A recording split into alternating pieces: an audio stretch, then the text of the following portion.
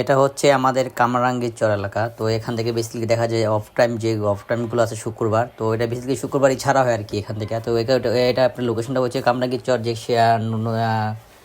খোলামোড়া যে ঘাটটা আছে তার অপর সাইডে, শেখ রাস্তা যে কলেজটা আছে তার সামনে থেকে এই নৌকাগুলো ছাড়া হয় আর কি। তো 50 টাকার টিকিট নেবে, 50 টাকার টিকিট নিতে দেখা যাচ্ছে যে থাকতেছে যে আপনার 30 মিনিট আপনার এখানে নদীতে ঘোরাবে আর কি। এবার চা আছে, চার সাথে টাও ফ্রি।